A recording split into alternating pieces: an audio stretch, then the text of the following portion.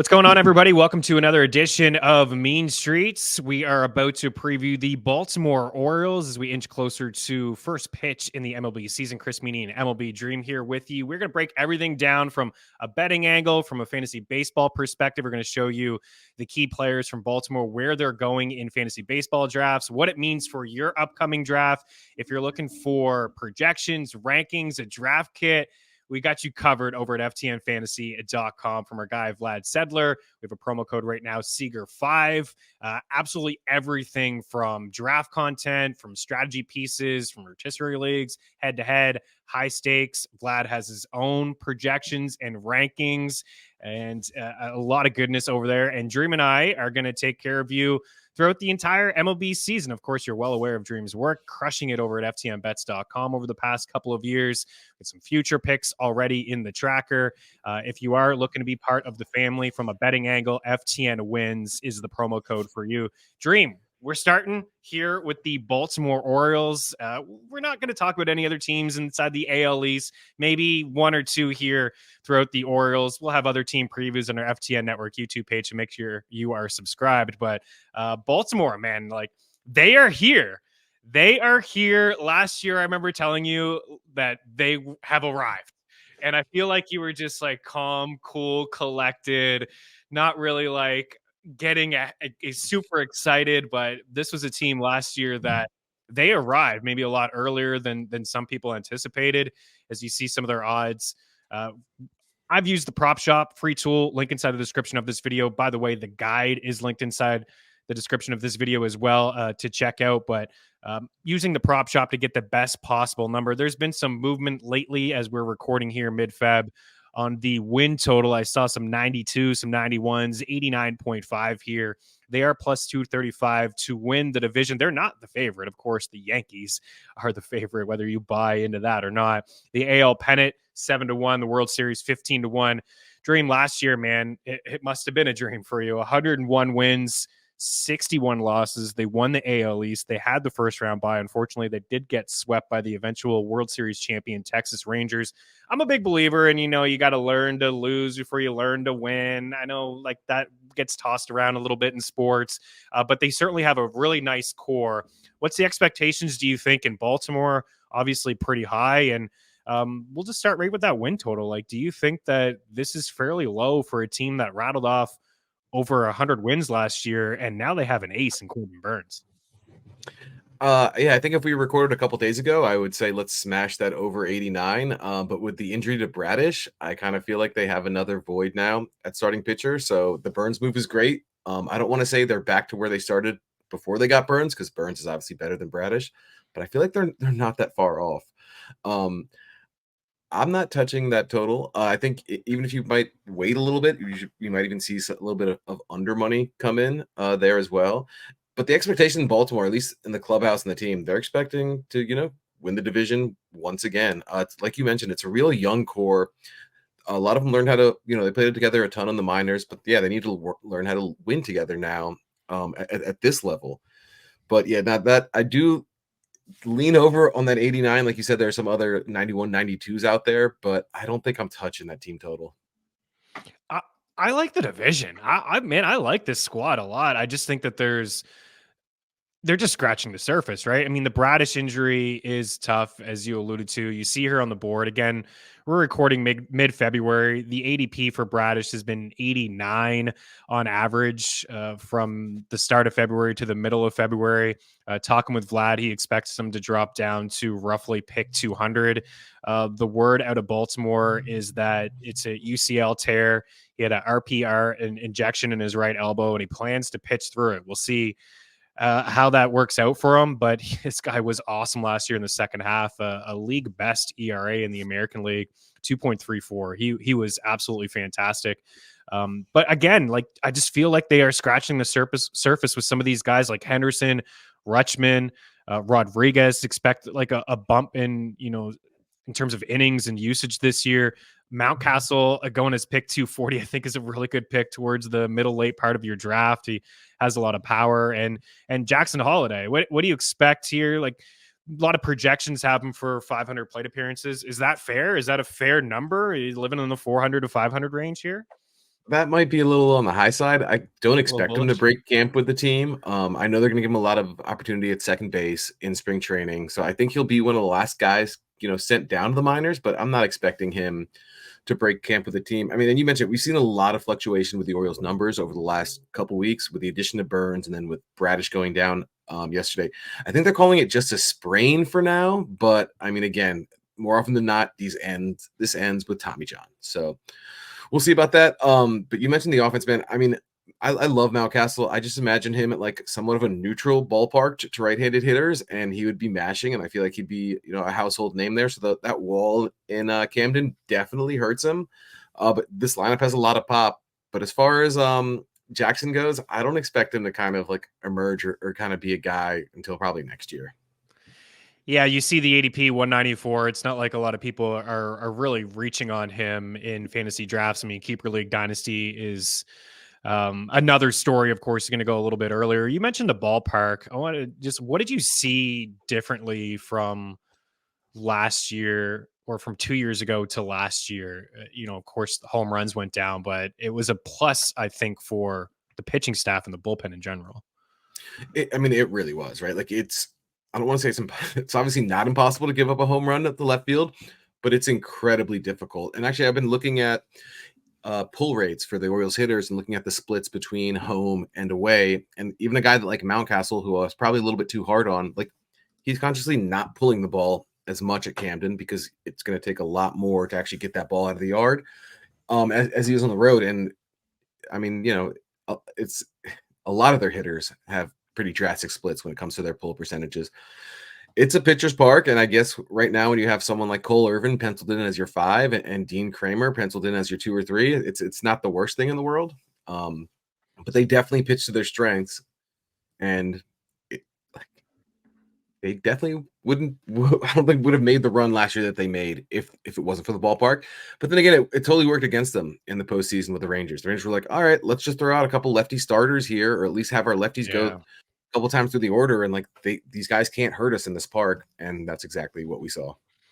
Yeah, that is exactly what we saw. As for Corbin Burns, it must have been a little bit of a surprise for you. I mean, again, this is new, like to see Baltimore as a buyer, and a lot of these players on this list are guys that they drafted. Of course, you have Adley Rutschman here, number 1 catcher last year in fantasy. He's the number 1 catcher off the board in fantasy drafts, and you have to spend a pick here at top 50, and it's important to reference this style over at NFBC. You have to have 2 catchers.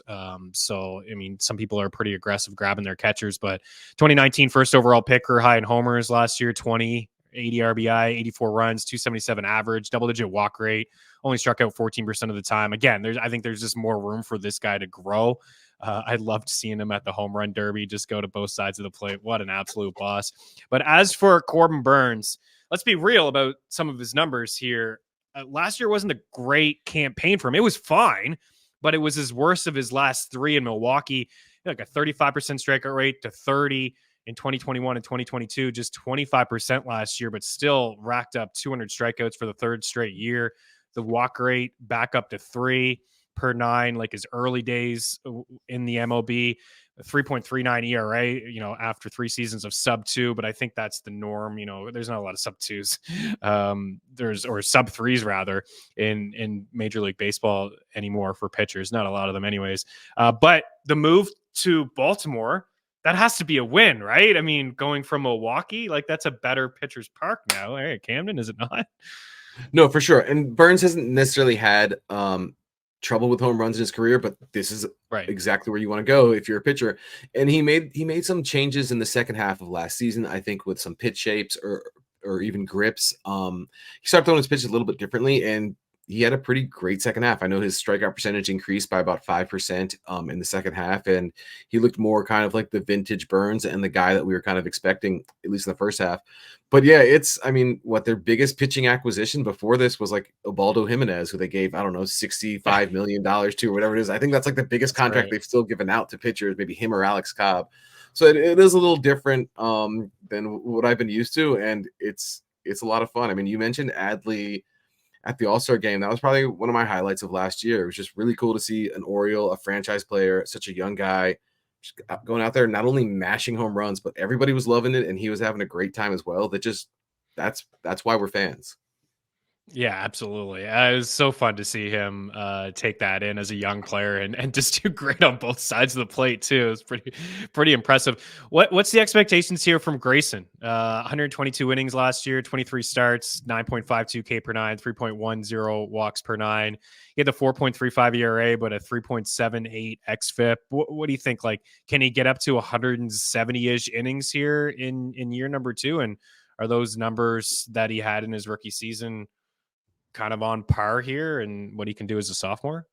Yeah, I definitely think we'll see him get up to like over 175 innings. And he's another guy that it wasn't a second half change, but he made a big change once he was sent down for the first time. He talked about how he just didn't necessarily trust his stuff enough, which is totally normal for a rookie, no matter how big of a prospect they are. But when he came back, he said he tried to establish his fastball again. And it was something that like he thought that he might have gotten too cute his first time up. So we just went back to being the power pitcher and just trusting his stuff. And we saw his numbers really improve, the strikeout percentages, and even the ERA and just across the board after he was recalled for the second time. And he was dominant, man. Him and Bradish were a legit 1-2 punch. And I'm expecting him to be the number 2 behind Burns and to be, probably an all-star this year. Yeah, I would say he's flirting with all-star status would be a nice goal and probably something we'll see. Craig Kimbrel is on that list, of course. No Batista, unfortunately, with the Tommy John, but I see Vlad's rankings here. He's got him roughly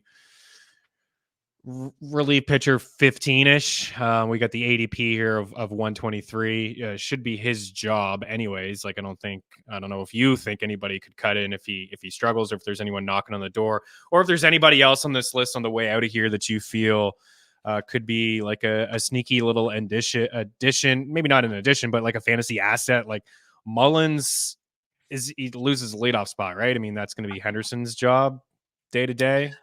I don't know if they're facing a lefty. I think depending on the split will depend on where Henderson hits in the lineup. For some, like, I guess sleepers, we're talking about Kimbrel. I think they kind of like Hall was a guy that I thought could potentially take some saves away from Kimbrel, but they dealt him to the Brewers. Tate is another back on the reliever, but I think Kimbrel's pretty safe in that closer's job. And then Tyler Wells, who I expected them to use the back end of the bullpen as well, will now probably be in the rotation. But those are, I guess, that'll probably be the main guys that they play on the back end of the pen there. Love it. Any final words here before we get out of here on the O's? I know we talked in the green room about the schedule, a little bit of a soft start for them, so maybe they can get that lead. And hey, if you are big on Baltimore winning the division, maybe get it now, because if they do have a wicked April, that number will just be a lot shorter at the end of it. Yeah, I do think that you could probably, if you like the Yankees, you can probably wait on them a little bit, given the Orioles' really soft schedule. I mean, we were talking with Vlad, and it's clear that they have the softest schedule in baseball, at least for April. Not too many tough opponents. I know they end the month with the Yankees, but yeah, I'll be looking at some Orioles bets, at least for the first month of the season when that market comes out. Give me a prediction. Where do they finish in the division? Do they win it again? Well, last year I had them at 3rd or 4th. I'll probably put them 2nd or 3rd today in this division this year as well. I don't expect them to win it. No. I think that they will. I think that, I mean, the Bradish injury is really, really tough. Maybe they do something else. I just don't. We'll get into the Yankees. Well, that's the tough thing, right? Like, there are still pieces out there that could make significant changes to our expectations for these teams. And that's what makes it a little bit difficult at this point. But I was actually willing to potentially back them to win the division before the Bradish injury. I just think that this makes their rotation just a little too thin. Yeah, unfortunately, moving up a step or two with Burns, and then it's like a couple steps back after the Bradish injury. But as we get into the Yankees in a little bit, and again on our YouTube page to check out the Yankees, always going to get the respect from Vegas, whether you believe in them or not. But a team that hasn't been able to stay healthy themselves over the past couple of seasons up and down their lineup. We'll see what happens with New York. But yeah, that's it for Baltimore. I would say it's a pretty decent shot, man. Like a lot of, just again, to wrap up, we talked about the number. I think AL East at plus 235. I could see them coming second at worst, just being in the picture here to win the AL East. And a good step forward for them last year is, again, scratching the surface. And some of these younger players, I think, could just get better. And I like a lot of these fantasy assets. I'm not a big draft a pitcher early, but I'm comfortable if you want to do Burns near the end of the second round. Definitely like Henderson and Rutschman and Rodriguez. We talked about Kimbrel there, and then some guys in the middle part of your draft, like even towards the end there, Mountcastle first base, and got some pop there, and the lineup's going to score some runs. So love it. For sure. Again. Yeah, if they actually do make the playoffs, meaning like now having legitimate ace sets up the rotation a lot better than it did last season. Having a guy like Corbin Burns to take the ball game one is a massive plus. I mean, he's the third pitcher off the board on average in fantasy drafts. It's Strider, Cole, and then Burns. So he's still very, very much elite. And I think his numbers could even be better in Baltimore. Like you said, doesn't give up a lot of homers anyways, but this is a good ballpark for him. Check out ftnfantasy.com/pricing. You can use promo code Seeger5 for all the goods. I'm telling you, there is a slew of content, and Vlad has all the goats in the industry. I know you have a piece in the kit as well, and we'll be with you, Dream and I, throughout the baseball season, giving some picks and some bets. So FTN wins the promo code for you there. I'll say one thing about the guide. Even if you don't play fantasy baseball, I do one redraft pretty much. The information can still benefit you for the gambling side as well. There's a lot of sharp guys, and just the way they approach their draft and the players and how they break it down is incredibly helpful, even if you're not really a big fantasy guy. Yeah, I would double down on that too. Like articles from Nick Pollock from Pitchers List, just really, really detailed. I love the closer article from Greg Jewett. Even if you're not a fantasy guy, just some really cool information of how the game has changed from the closer position, which we have seen firsthand with a lot of managers across the league. Maybe shorter leashes on some starters and how they go about closing games out and bullpens and things like that. So it's a lot of really cool information in there. And again, we have the link inside the description of this video. So from MLB Dream, myself, Chris Meaney, appreciate you guys. All you O's fans, I think you're in for another hell of a ride this season. We'll talk to you soon. Thanks for watching.